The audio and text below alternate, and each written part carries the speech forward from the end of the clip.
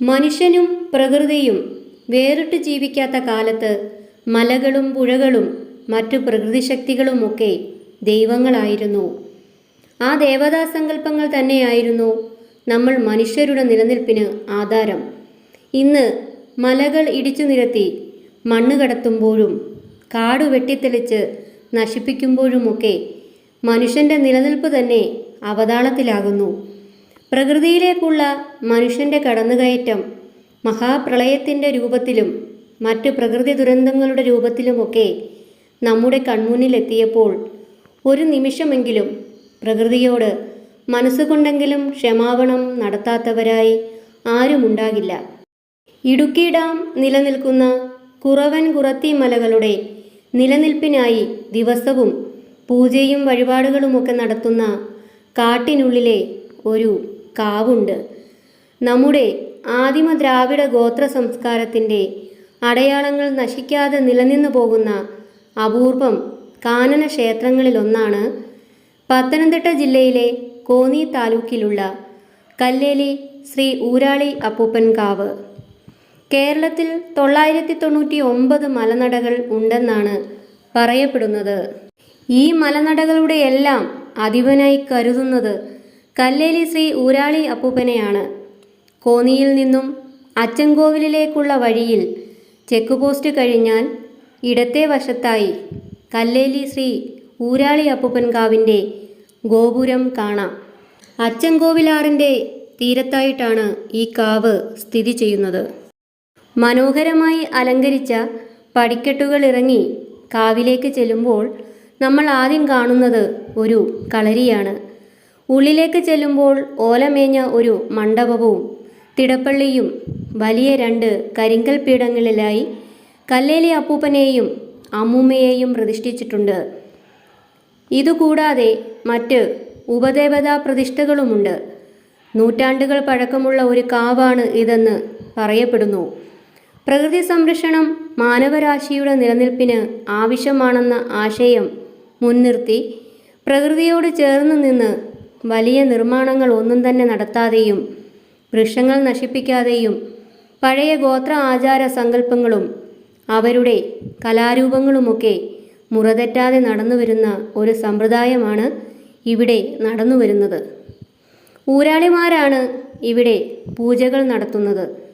മറ്റ് ക്ഷേത്രങ്ങളിൽ നിന്നും വ്യത്യസ്തമായി ശ്രീകോവിലോ ചുറ്റമ്പലമോ വിഗ്രഹമോ ഒന്നും കാവുകളിൽ കാണാറില്ല. ഒഴുകുശില പോലുള്ള ഉപാധികൾ കാവിൽ തറകെട്ടി അവിടെ പ്രതിഷ്ഠിച്ച് അതിനു മുൻപിൽ താമ്പൂലം, കരിക്കിൻ വെള്ളം, ചുട്ട കിഴങ്ങുകൾ, മുളയരി കൊണ്ടുള്ള നിവേദ്യങ്ങൾ, മറ്റ് വനവിഭവങ്ങൾ എന്നിവ സമർപ്പിച്ചാണ് പൂജാകാര്യങ്ങൾ നടത്തുന്നത്.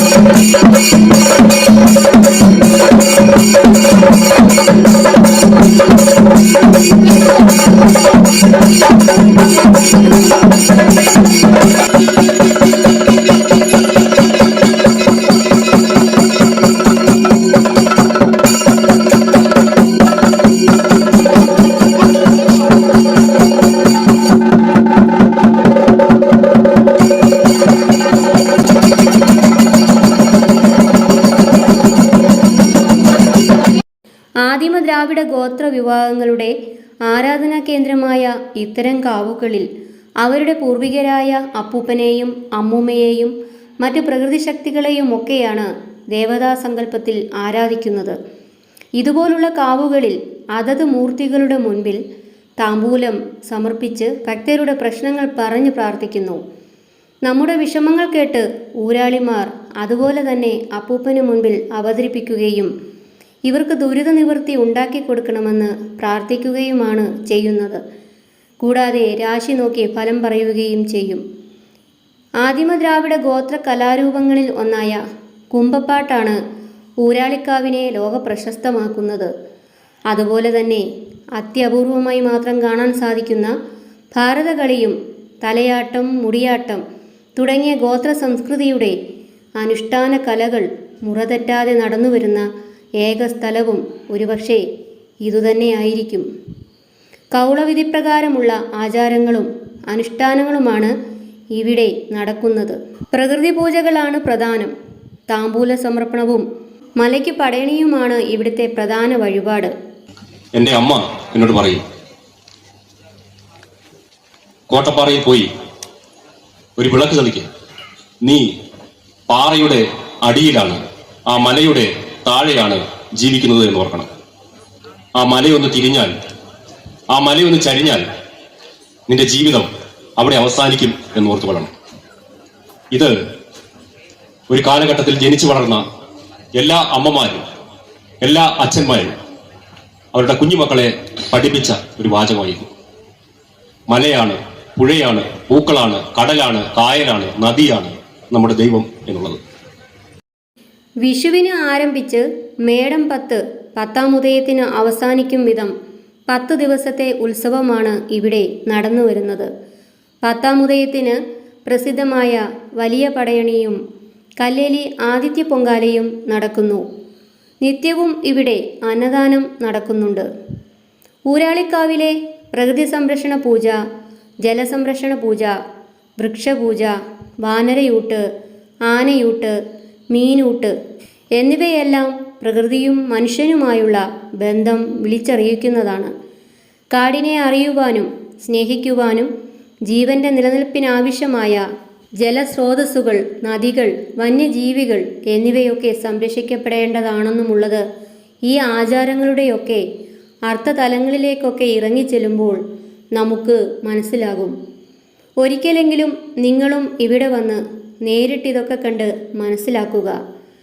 അപ്പോൾ ഇതൊക്കെയാണ് കോന്നി ഊരാളി അപ്പൂപ്പൻ കാവിലെ വിശേഷങ്ങൾ. അടുത്ത വീഡിയോയുമായി നമുക്ക് വീണ്ടും കാണാം. നമസ്കാരം.